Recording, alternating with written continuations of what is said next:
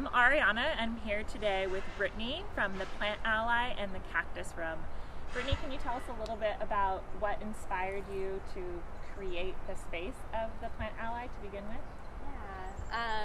So I was in education for 10 years, pre-Plant Ally, and I did outdoor education, so connecting little ones to the natural world. That's something that I've always been really passionate about, and was recognizing the need for more of that for other members of our community, extended members of our community, and creating space where anyone who had a deep connection to the natural world and was feeling like they wanted to share could come to this space and share. So we had teachers doing basketry or herbalism or natural dyes, tea blending, as well as indoor gardening classes and styles of kokedama, or just kind of teaching about terrariums or any kind of indoor gardening. So that's kind of where it started, was all centralized around a community space to share. And then, has since kind of evolved and taken new shape and form, especially recently. So now our classes are obviously a lot more limited. We do less kind of community sharing in that way, but one of our core values still is working with the community in any way we can. So our name, the Plant Ally, was birthed out of the desire to have a reciprocal relationship not only with our community but to the natural world that we work with. That's at the root of our mission and our work. So how that has been, what that's involved into, especially during this time, has been increased partnership with local artisans and putting their creations forefront. And then that helps continue our mission, not only through more sustainable practice, but also helping us create more of that reciprocal relationship within our community. Awesome. So connection to plants is obviously huge in being able to create a sense of place for community. And then, as you mentioned, you support a lot of local artisans. So why is that a part of your sustainability philosophy? I support a lot of local artisans, and they support me. So it is one of those kind of circular reciprocal relationships. And before we started filming, Ari and I were talking about circular economy and keeping the means within our community. And then that lends itself to more sustainable practices because I don't have to pay for shipping. Our goods aren't shipped from far away. A lot of the places that they source from also happen to be local.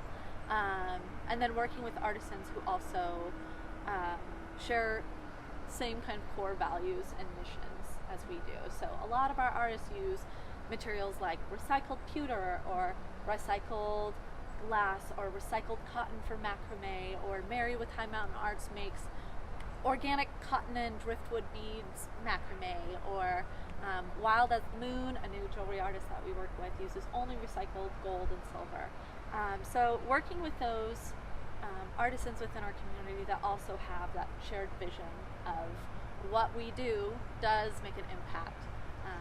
So that's kind of how we see it come more full circle. Yeah, that's great. So if you're unable to source something locally, then you're saying you're able to find artisans throughout that have the same philosophical principles and work with recycled materials elsewhere.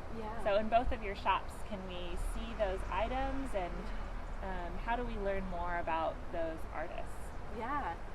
So in both shops we have definitely the same philosophy, and it's shared. And in the Cactus Room, our newest space in town, we work with artisans that are more broadly from across the world and all fair trade. And we share about their story by having little kind of storyboards, notes about all the artisans in the shop. I also, nothing excites me more than sharing about our local artists and artists that we work with. So that's a way to learn about it. That's great. Yeah. Yeah.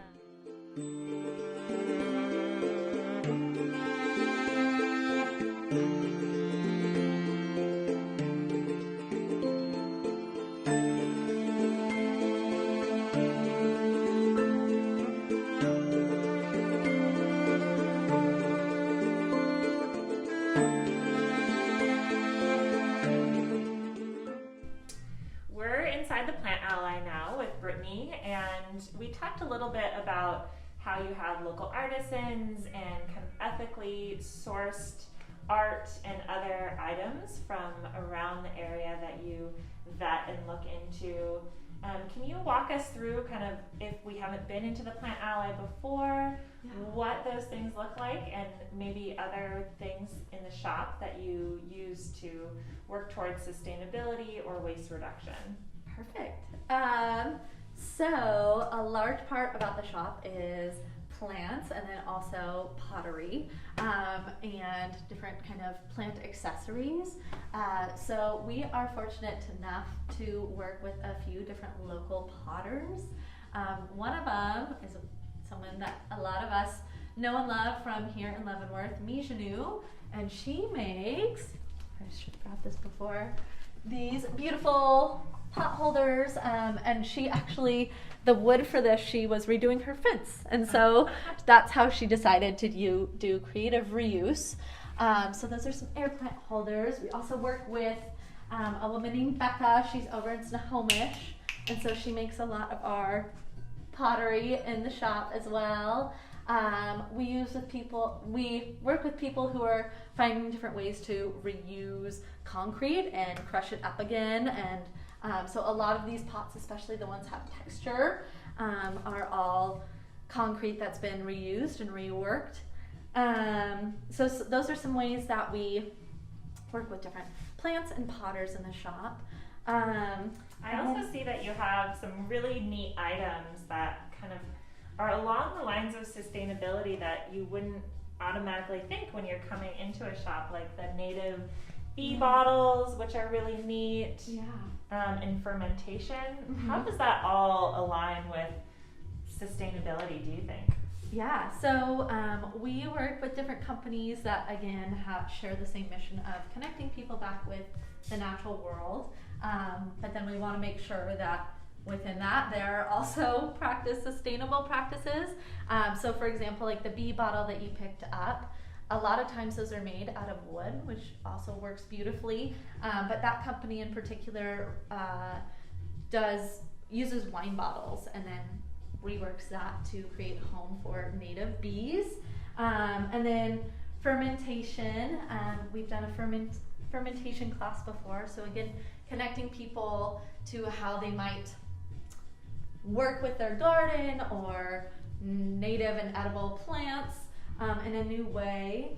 And then also we have harvesting bags, and actually right now on our online journal we're doing a huge post about native foraging, and I know that more of that's going to be shared within the Waste Loop fair. So just kind of promoting more ways to get connected with nature and people outside. Yeah, so it's not just indoor plants from elsewhere, but also ways to connect with your garden right in your backyard, which is really neat. Yeah, or all the abundance at our local Leavenworth Farmers Market. Any of these things can be used for that as well, especially the fermentation kits. Yeah. Awesome. And then in terms of other things in your shop for waste reduction, do you have any things that you utilize and maybe other businesses might be inspired to do as well? Yeah, so here, because we do get so much pottery and we try our best to source locally, but some things still do have to be shipped. We work with 2 pottery companies, Washington Pottery and one in California, and so we do get some pottery shipped to us, which leaves us with a lot of boxes and old packing material, and all of this gets reused when we are packaging someone's plants at the end of the day. So sometimes we'll use bags, but more often than not we try to encourage people to be a part of the reuse cycle and choose to take their purchases home in boxes and reuse packing material. Outside of that, we choose not to do printed receipts. We utilize technology and use email or text receipts. And then for us, just trying to reuse things like these little plastic containers as much as we can, either bringing them back to the nursery, and even the Chumstick Nursery and local nurseries to us are oftentimes interested in taking these things back. So finding a way to, your excess could be a need of someone else's. Awesome. Thanks so much, Brett.